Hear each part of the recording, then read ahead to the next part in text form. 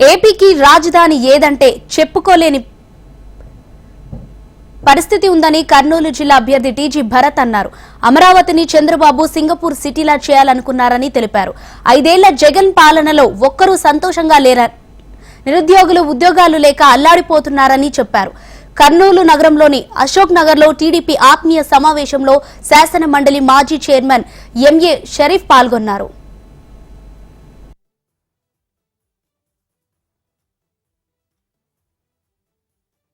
ఎవరన్నా పోయి మీ ఆంధ్రప్రదేశ్ కి క్యాపిటల్ ఏది అంటే ఏది చెప్తారు తల్లి? ఏమన్నా చెప్పుకోనేకుందా? 10 ఏళ్ళు అవుతా ఉంది దగ్గర.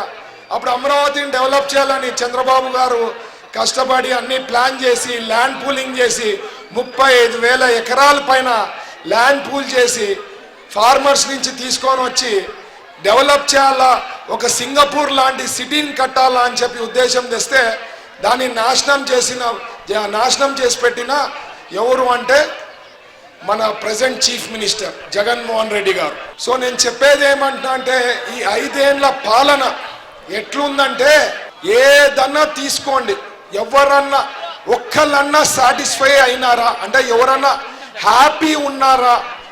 ఒక్కళ్ళు చెప్పండి అమ్మా. చదువుకున్న డిగ్రీ చదివిన పీజీలు చదివిన వాళ్ళకి ఉద్యోగాలు లేవు, పనులు ఏమన్నా ఉంటే పనులు లేవు, ఆదాయం ఏమన్నా పెరిగిందా అంటే 5 ఏళ్లలో ఆదాయం పెరగలే, బాధుడు లెక్క అన్ని ఖర్చులు పెరిగిపోయినాయి. ఓట్ హక్కు అనేది ఆయుధం, ఎమ్మెల్యే అంటే మన లోకల్ ఆయుధం లెక్క, అవునా కదా? ఎమ్మెల్యే ఫుల్ ఫామ్ తీసుకుంటే ఒక రకంగా మన లోకల్ ఆయుధంని ఎవరికి ఇవ్వాలా?